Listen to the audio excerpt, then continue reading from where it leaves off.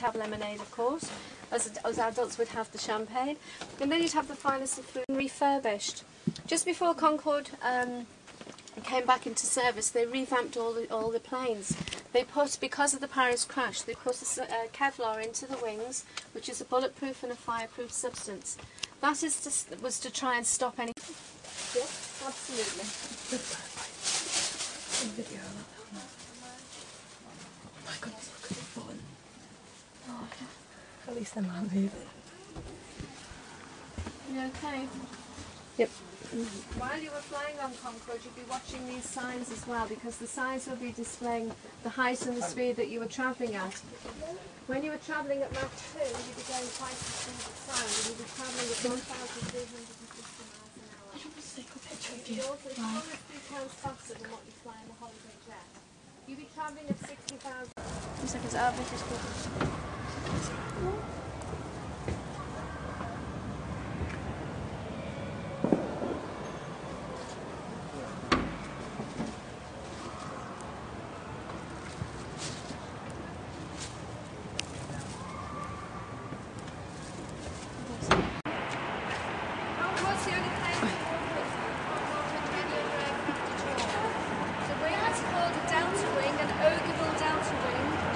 By 55 degrees and twists and turns. It's a very complex, slender wing.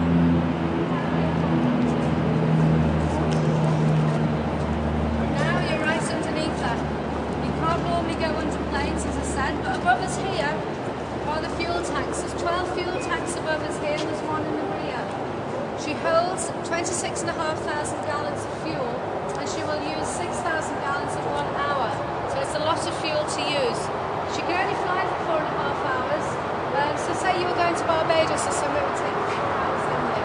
Nice way to go down.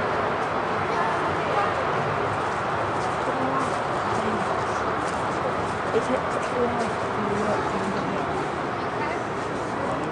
Now these wheels are obviously the main landing gear. Sorry about the noise, we're right on the end of the runway here, so it gets a bit pretty noisy. The wheels again are too long to go into the housing unit above me.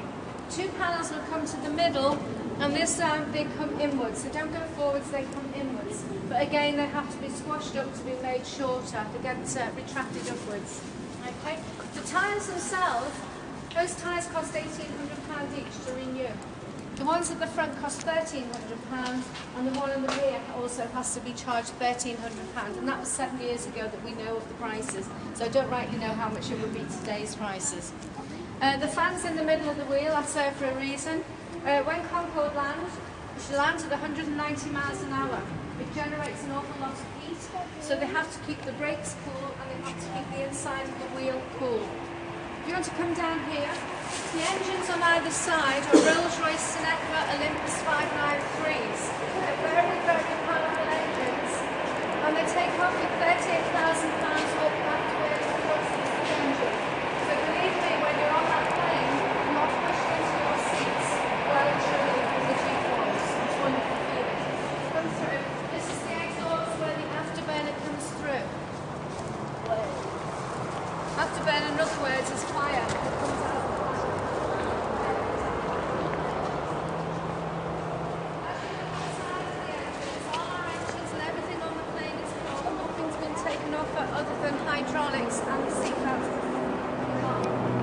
Inside though, you can just make out a ring, and that's where the actual afterburner comes on. Things on the end of the engines are the thrust buckets for slowing the aircraft down. They will close and slow the aircraft down. You can see a wheel on the tail. When Concorde, that's it, well done. When Concorde takes off, she takes off very steeply. So they have to have this here in case it hits.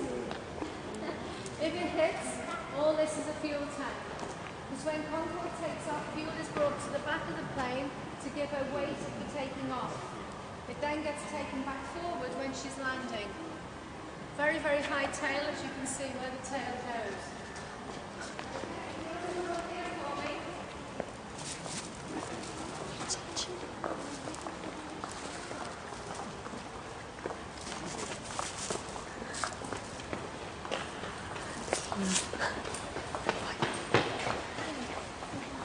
Just the end.